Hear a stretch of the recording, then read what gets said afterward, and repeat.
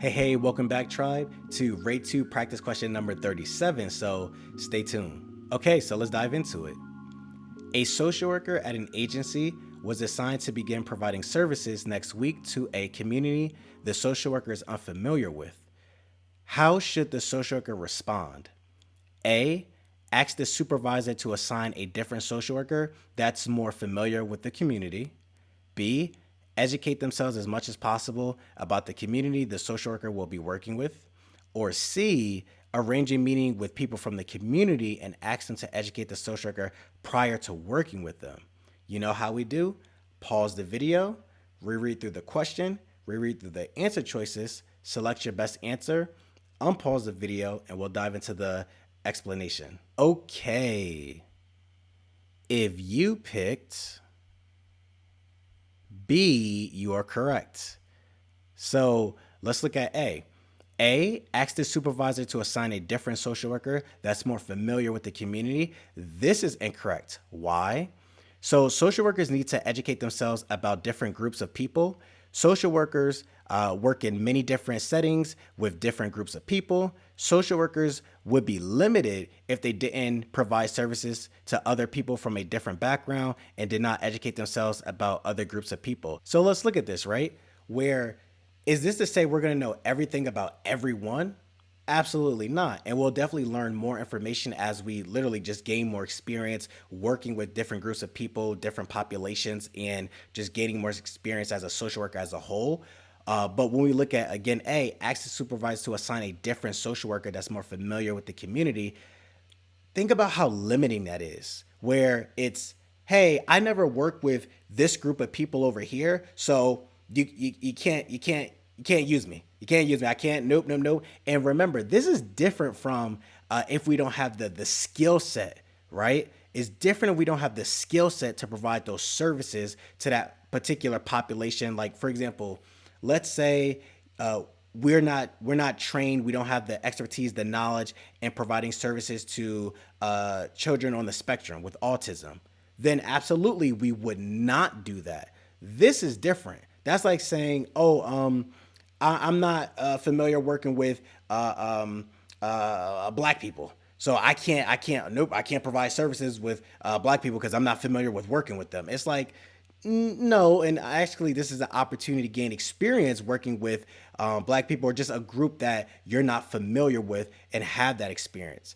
Different from if we don't have the knowledge, the skill set, the expertise for a particular to provide particular services. Like, again, if is providing services to children with autism and we have no training, no skills in that, or to a client with an eating disorder and we don't have that skill set or anything, this completely different. When we look at B, educate themselves as much as possible about the community the social worker will be working with, that is absolutely correct. Why? So social workers should have general information about different groups of people. Granted, we realistically won't know everything about every population in the world, so having a general understanding of different populations can help social workers better serve people.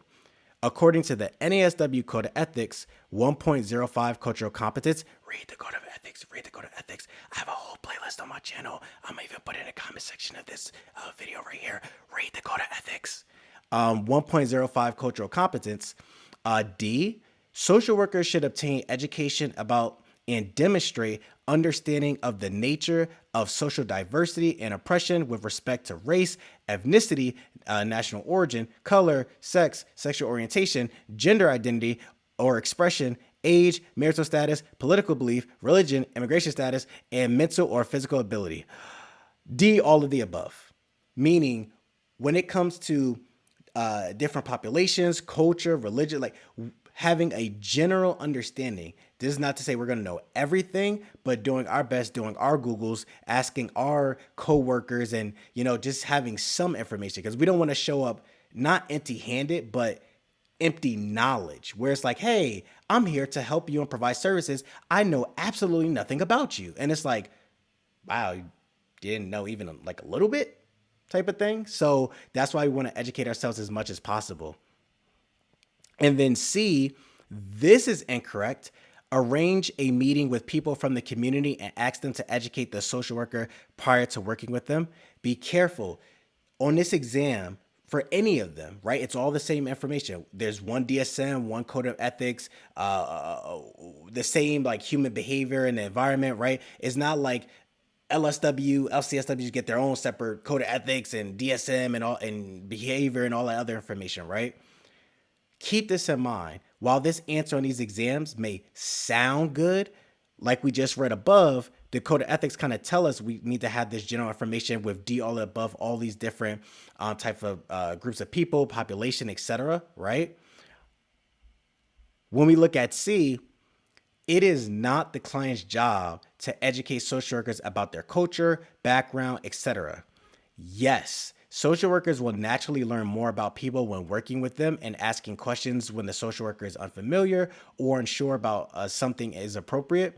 However, social workers should have general information about the population they will be serving prior to providing services. Again, we don't want to go not empty-handed, but empty-minded, empty knowledge, and be like, hey, I know absolutely nothing about y'all. Can you tell me about you? And then we'll kind of figure it out from there. And it's like,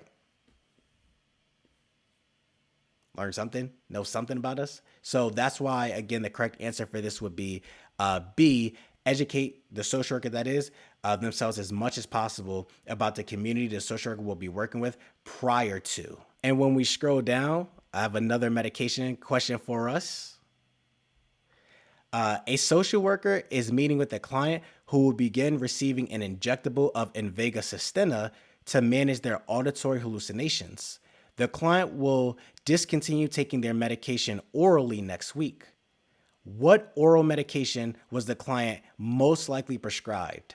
A, Celexa, B, Paxil, C, divalproic sodium, or D, Zyprexa? Pause the video, reread through the question, reread through the answer choices, select your best answer, unpause the video, and we'll reveal the correct answer. Okay, if you picked D, Zyprexa, you're correct. Why? So Zyprexa, that's an antipsychotic. A, Celexa, that's incorrect. That's an antidepressant. Paxil, that's incorrect. That's also an antidepressant. And C, divalproic sodium, that's incorrect. That's a mood stabilizer. So again, the correct answer is D, Zyprexa. Okay, tribe, that's it for today's video. Thank you for watching. And like always, don't forget to like, comment, subscribe, and tell a social work friend because we don't want to be licensed by ourselves. Study groups every week. All the information will be in the link in the description, as well as other helpful resources as well. And join our Facebook group. Our tribe is growing.